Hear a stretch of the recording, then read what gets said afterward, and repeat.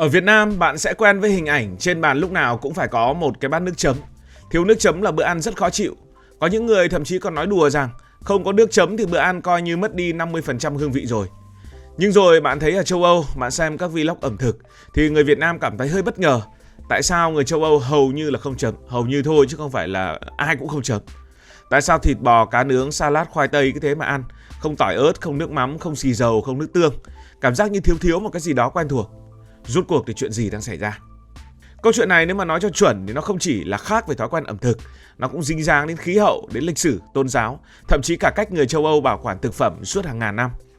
Để hiểu vì sao người châu Âu ít dùng nước chấm, chúng ta phải đi từ những thứ tưởng chừng như chẳng liên quan, như là thời tiết, thậm chí là giáo lý Thiên Chúa, gia vị ở Địa Trung Hải, cho tới thói quen nêm nếm từ các món ăn của người châu Âu.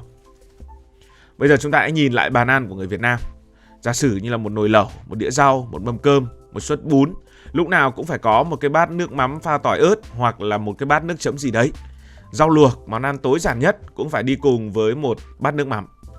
Người Việt ăn theo kiểu nhạt bên trong mà đậm bên ngoài, nghĩa là món ăn thì chỉ thêm cho vừa miệng mà thôi, còn độ mặn, ngọt, chua, cay, thơm thì hầu như điều chỉnh qua việc chấm. Đó là cách ăn linh hoạt theo khẩu vị của từng người. Thích ăn mặn hơn thì chấm đậm hơn, chấm sâu hơn. Thích ăn cay thì thêm tí ớt vào bát nước chấm. Nước chấm không chỉ bổ sung hương vị, nó là quyền tự do của mỗi người. Thích sao thì tự chấm như vậy. Trong khi đó phương Tây đi theo hướng hoàn toàn khác. Mọi thứ được nêm nếm từ đầu trong quá trình nấu. Steak đã được ướp muối và có tiêu chuẩn rất là cụ thể. Cá hồi cũng được ướp, thảo mộc, dầu ô liu. Khoai tây nghiền đã trộn sẵn bơ, muối, kem. Pasta, món đặc trưng của Ý thì toàn bộ hương vị đã nằm ở trong sốt, không cần phải chấm thêm cái gì cả. Kể cả khi đã có sốt thì sốt phương Tây cũng thường đặc, béo, thơm nhẹ, không phải là dạng nước mặn, thơm như nước mắm hay là nước tương của Việt Nam hoặc là Á Đông. Và họ cũng không có thói quen đặt một cái bát chấm giữa bàn để mà tất cả mọi người cùng thò cái đũa vào đó và chấm. Nhưng vì sao lại như vậy? Lý do đầu tiên và quan trọng nhất chính là khí hậu. Nhìn lên bản đồ thì ta thấy phần lớn châu Âu nằm trong vùng khí hậu lạnh, ôn đới hoặc là cận Bắc Cực. Cái lạnh này thì khiến những cái sản phẩm nông nghiệp, rau củ, thảo mộc, ngũ cốc thường có vị thơm nhẹ, ít tinh dầu và ít mùi mạnh. Và cơ thể con người sống trong khí hậu lạnh cũng không cần những loại gia vị kiểu mặn mặn để mà kích thích vị giác.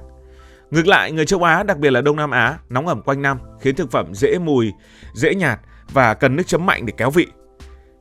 Để dễ hình dung hơn, ta có thể so sánh nước mắm với phô mai của châu Âu. Nghe thấy hơi nó buồn cười nhưng về bản chất thì chúng khá là giống nhau. Đều là sản phẩm lên men lâu dài, đều có mùi mạnh, đều chứa rất nhiều umami, tức là vị ngọt thịt tự nhiên. Nhưng người châu Âu đem phô mai rắc lên món ăn, trộn vào món ăn hoặc là ăn trực tiếp. Còn người châu Á thì hòa nước mắm thành nước chấm và chấm ở ngoài. Cùng một chức năng kích thích hương vị nhưng cách tiếp cận thì rất là khác nhau. Một bên thì dùng dạng nước, một bên thì dùng dạng đặc. Và cả hai hình thành thói quen ăn uống khác nhau trong suốt hàng trăm năm, nếu như không muốn nói là cả ngàn năm. Ngoài cái lý do đầu tiên đấy thì đi xa hơn chúng ta thấy lý do thứ hai đấy là liên quan đến lịch sử và tôn giáo, dẫn đến việc là người châu Âu ít dùng nước chấm như là người châu Á. Thời La Mã cổ đại, người châu Âu từng có một loại nước chấm gần y hệt nước mắm có tên là garum. Người La Mã thì dùng garum ở mọi nơi, nấu ăn cũng dùng, chấm cũng dùng, giống như cách người Việt Nam dùng nước mắm bây giờ. Thế nhưng khi đế chế La Mã sụp đổ và Thiên Chúa giáo trở thành tôn giáo thống trị, những món lên men nặng mùi bị coi là không sạch, không phù hợp với tinh thần khiêm nhường và thanh khiết của nhà thờ đề cao. Những món có mùi nặng bị đẩy sang một cái vai trò khác, nó không được coi trọng như trước.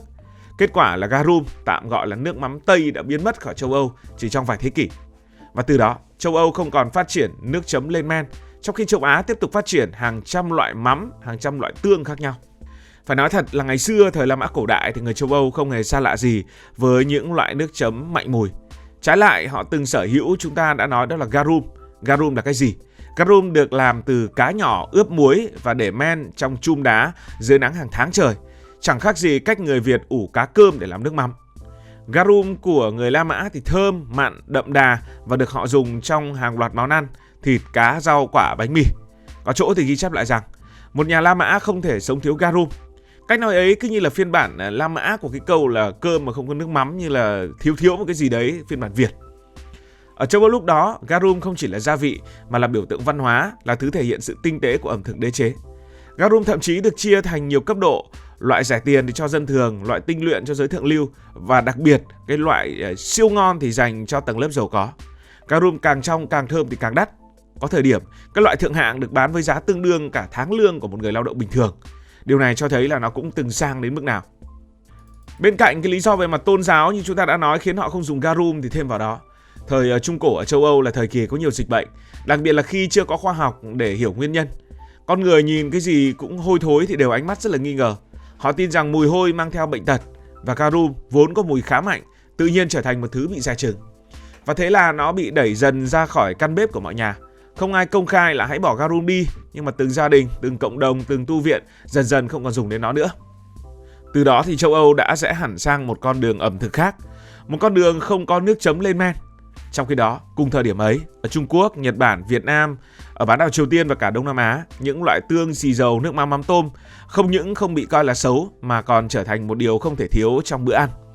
Người Á Đông đã quen mùi lên men, thậm chí còn coi đó là dấu hiệu của vị ngon, là độ chín của hương vị.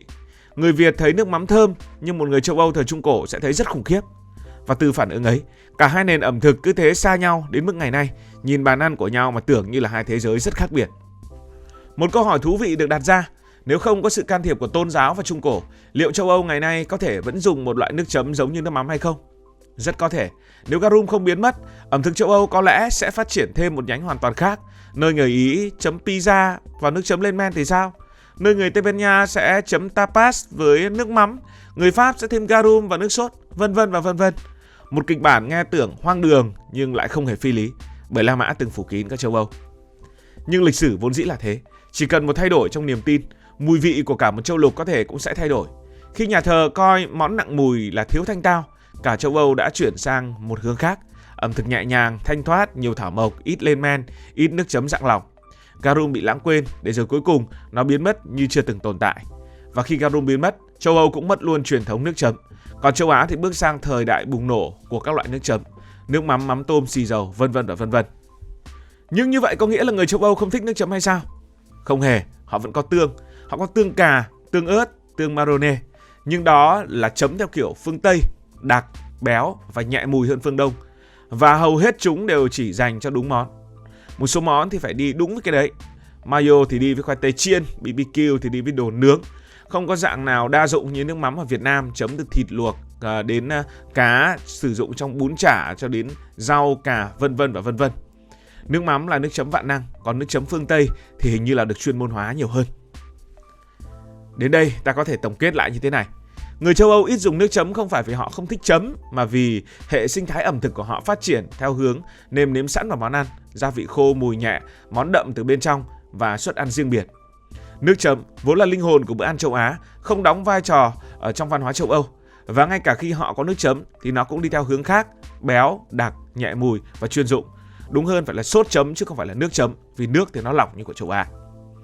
Và quan trọng hơn nữa, phải khẳng định rằng ẩm thực thì làm gì có đúng có sai. Không dùng nước chấm không có nghĩa là món Tây nhạt, chúng chỉ có khác mà thôi. Một miếng steak vẫn ngon mà không cần phải nước chấm. Không khác gì một cách mà chúng ta ăn bún chả phải dùng nước chấm cả. Quan trọng là phải hợp khẩu vị. Cảm ơn vì đã quan tâm theo dõi câu chuyện này. Nếu cảm thấy thú vị, bạn có thể nhấn nút đăng ký kênh, bật chuông thông báo và chia sẻ. Còn bây giờ thì xin được nói lời chào tạm biệt.